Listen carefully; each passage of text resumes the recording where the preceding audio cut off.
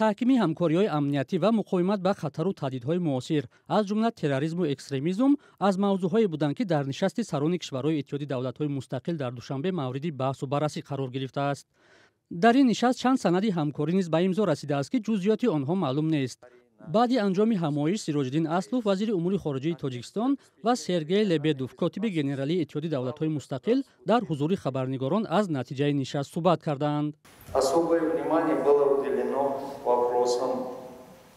диққати махсус ба масъалаҳо оид ба муколамаҳои минбаъдаи сиёсӣ ва ҳамкориҳои иқтисодӣ, тақвияти ҳамкориҳои иқтисодӣ, инчунин ҳамкорӣ дар бахши башарӣ ё башардӯстона дар доираи иттиҳоди давлатҳои мустақил дода шуд.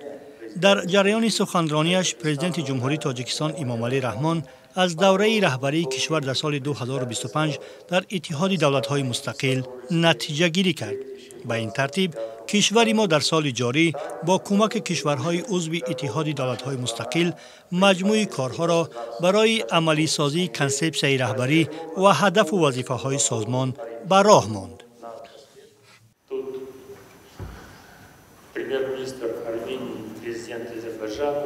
дар ин ҷо нахуст вазири Арманистон ва раис ҷумҳури Озарбойҷон хеле гарм суҳбат карда, на масъалаҳои баҳсӣ, балки масъалаҳои чӣ гуна пеш рафтанро дар роҳи устувории сулҳ ва бехатарӣ дар минтақаи Қавқози ҷанубӣ баррасӣ карданд. ғайр аз ин гуфтугӯҳои хеле гарму суҳбатҳои пурмуҳтаво ва пешниҳодҳои дақиқ миёни дигар сарони давлатҳо сурат гирифт. ман ба чашмони худам дидам, ки роҳбарони ҳам Тоҷикистону Қирғизистон, ки ҳоло гуфтан мумкин аст ду ҳамсояи хубу бародаркишвар, ҳамчунин барои рушди дӯстиву ҳамкорӣ омодаанд. барои ширкат дар ин нишаст раҳбарони кишварҳои Озарбойҷон, Арманистон, Беларус, Ӯзбекистон, Қазоқистон, Қирғизистон, Русия ва Туркманистон ба Душанбе омаданд ва тадобири шадиди амниятӣ ҷорӣ гардида буд. нишасти сарони кишварҳои иттиҳоди давлатҳои мустақил имрӯз дар шаҳри Душанбе ба анҷом расид.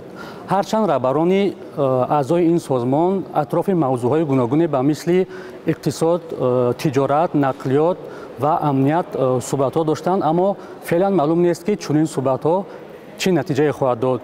иттиҳоди давлатҳои мустақил баъд аз пошхӯрии Иттиҳоди Шӯравӣ дар соли 1991 таъсис ёфта, он як созмони зери назари Русия мебошад. феълан раёсати ин иттиҳодро Тоҷикистон бардошт дорад ва дар назар аст, ки аз аввали соли оянда он бар дошти Туркманистон гузарад.